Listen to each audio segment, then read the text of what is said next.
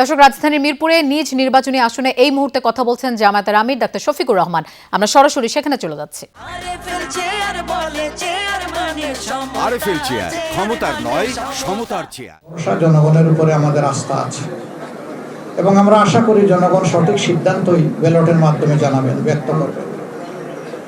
প্রাথমিক যে ফলাফল আসতে শুরু করেছে তাতে সেরকম একটা আভাস পাওয়া যাচ্ছে, কিন্তু এটাকে নিশ্চয়তা দেওয়া যাবে না। আমাদেরকে আরো কিছুক্ষণ অপেক্ষা করতে হবে, ধৈর্য ধরে। আমার একজন সাংবাদিক বন্ধু প্রশ্ন করেছিলেন অন্য একটি দলের একজন নেতার উদ্ধৃতি দিয়ে যে তিনি বলেছেন 190 থেকে 200 আসন পাবেন। আমি তখন বলেছিলাম না, নির্বাচন কেবল চলছে, এখনো ভোট গ্রহণ শেষ হয়নি। এই সময় যদি আমরা এই ধরনের কোনো কথা বলি, এটা আমাদের সম্মানিত ভোটারদের প্রতি সুবিচার হয় না। এটা তাদের অধিকার, তারা কাকে বেছে নেবেন, তাদের বেছে নেওয়ার শেষ সময়টুকু পর্যন্ত আমাদেরকে অপেক্ষা করা উচিত। সে সময় চলে গেছে, এখন গণনা শুরু হয়েছে। আস্তে আস্তে আপনাদের কাছেও বিভিন্ন জায়গা থেকে ফলাফল আসতে থাকবে, আমাদের কাছেও আসবে।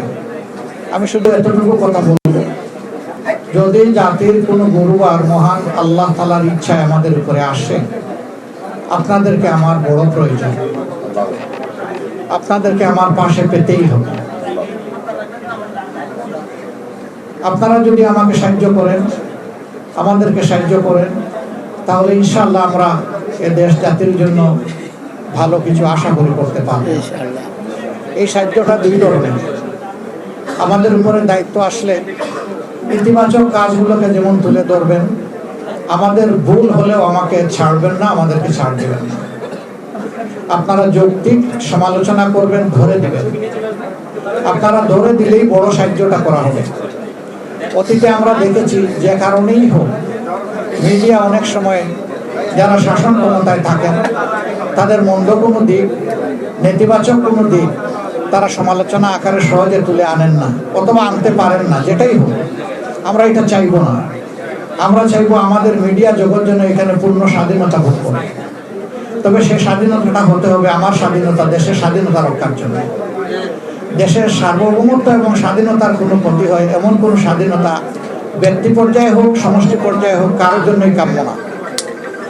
কারণ দেশের স্বার্থটাই আমাদের কাছে বড়। তা আমরা এটুকু আপনাদের কাছে আশা করব। আর এ পর্যন্ত যে সমস্ত ফলাফল এসেছে, বেশিরভাগ জায়গায় লক্ষ্য করা যাচ্ছে যে আলহামদুলিল্লাহ আমাদের 11 দলীয় নির্বাচনী ঐক্যের যারা ক্যান্ডিডেট ছিলেন তারা এগিয়ে আছেন।